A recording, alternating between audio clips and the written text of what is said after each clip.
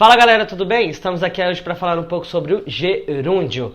Muita gente confunde um pouco o gerúndio com o pretérito perfeito ou com o particípio, mas estamos aqui hoje para tirar todas as suas dúvidas e fazer com que você aprenda. Então, sem mais delongas, solta a vinheta!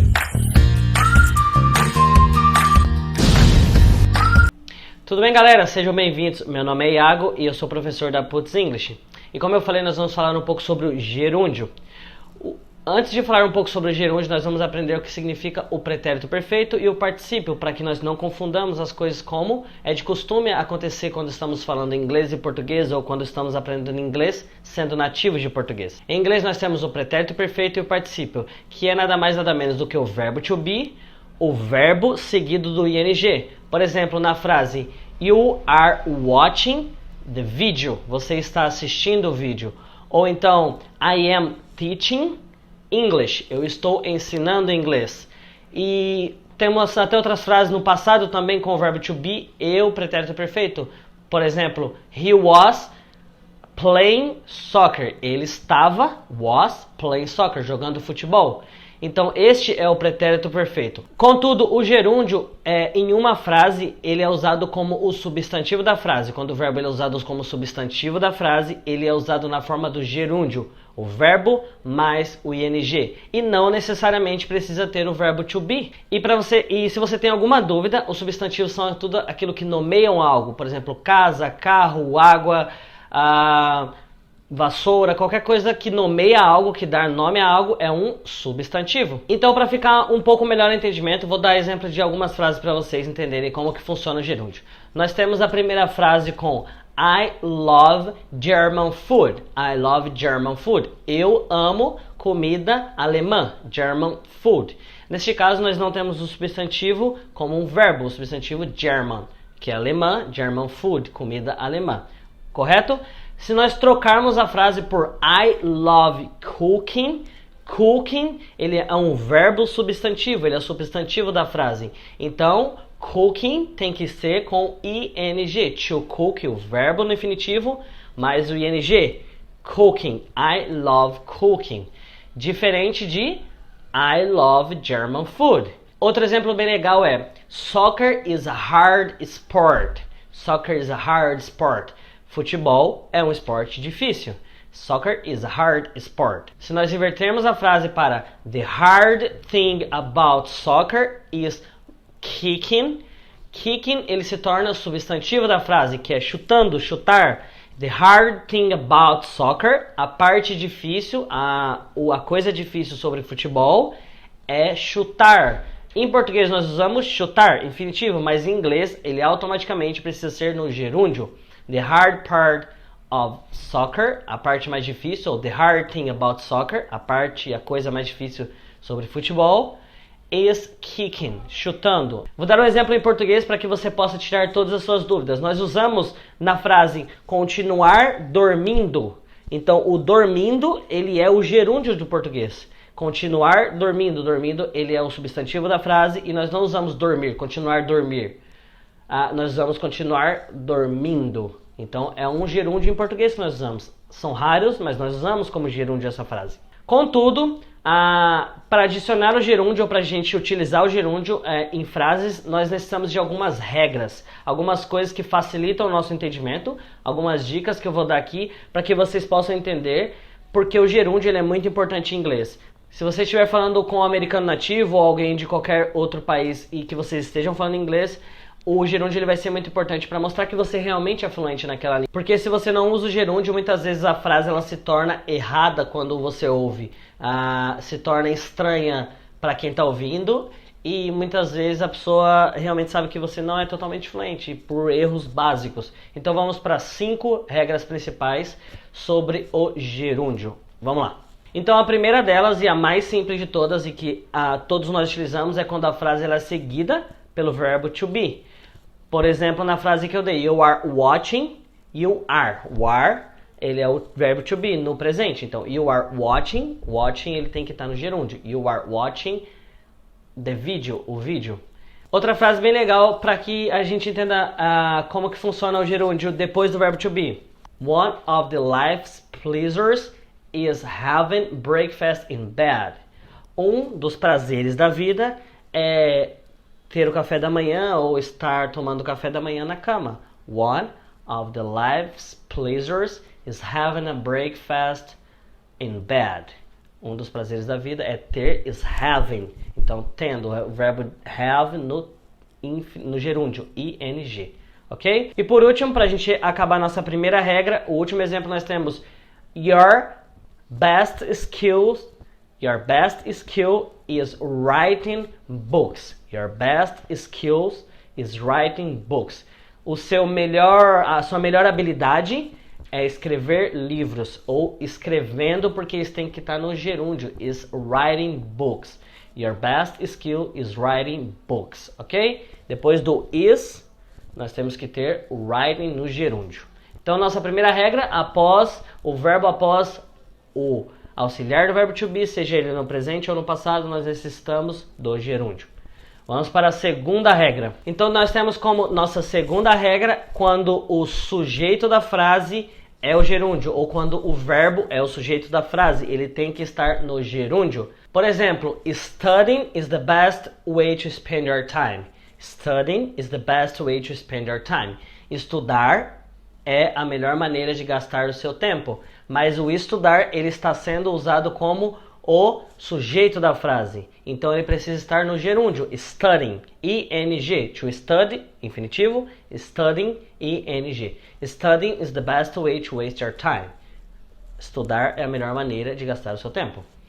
Segunda frase. A segunda frase eu acho que é bem conhecida por todos, a gente vê em vários lugares diferentes, no metrô, no ônibus, em qualquer tipo de coisa. Smoking is prohibited. Smoking is prohibited. Fumar é proibido. Então, se você notar nessas frases, quando você estiver no ônibus em algum lugar e tiver essa frase, em lugares que é proibido fumar, você vai notar que o smoking, ele está com ing.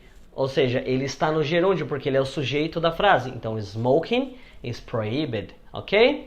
Essa é a nossa segunda frase. E como nosso terceiro exemplo, para finalizar a nossa segunda regra, nós temos esta música aqui, ó.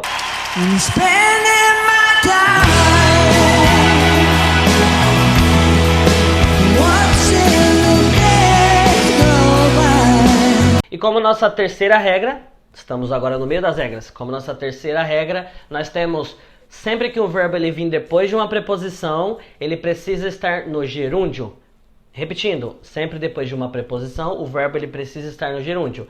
E se você não lembra bem como são as preposições, nós temos as preposições como palavras que ligam frases. Por exemplo, de, a, sem, com, dentro, fora. São preposições que fazem ligações das frases para dar mais sentido. Vou colocar um link aqui embaixo que você vai ser direcionado para uma página onde vai ter diversas dessas preposições, uma das mais importantes. Então aproveita e dá uma curtida no vídeo, se inscreve no nosso canal da Puts English e clica no sininho para você receber os nossos vídeos que estamos postando semanalmente, ok? Então, como eu disse, sempre que o verbo é seguido de uma preposição, ele precisa estar no gerúndio. Olha esse exemplo que legal. We can go out after eating. Nós podemos sair, we can go out. After, depois, é uma preposição, ok? Então, we can go out after eating. Então, tipo, comer, que seria to eat. Em português nós falaremos comer. Em inglês nós falamos o verbo com um gerúndio. Então, fica eating. We can go out after, preposição, eating. Ok? Nós podemos sair depois de comer. Outra frase bem legal. They are talking about.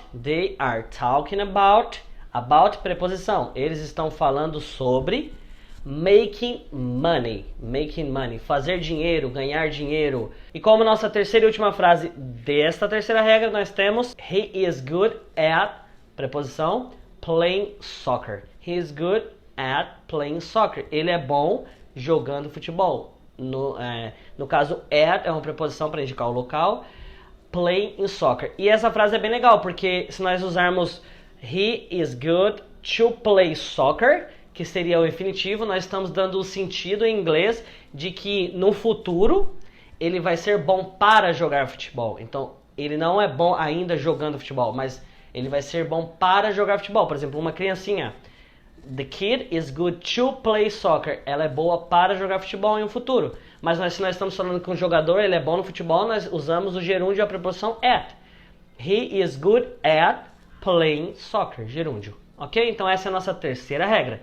E como nossa quarta regra nós temos toda ação que acontece após um phrasal verb, ela necessariamente precisa estar no gerúndio. O verbo daquela ação ela precisa estar no gerúndio. E se você não sabe o que são phrasal verbs, eles são pequenas frases que são seguidas de preposições. São pequenas frases, pequenas expressões que são seguidas de preposições. Nós temos uma lista aqui embaixo também, vou colocar na descrição, uma lista aqui embaixo de alguns phrasal verbs para você ter alguns exemplos de entendimento, ok? Vou dar alguns exemplos agora com phrasal verbs usando o gerúndio. Como nossa primeira frase nós temos when you will give up, phrasal verb, give up smoking. Quando você vai largar, deixar de fumar. Então, when you will give up, phrasal verb, smoking. Smoking no caso não teria que ser to smoke de fumar, mas smoking no gerúndio. When you will give up smoking.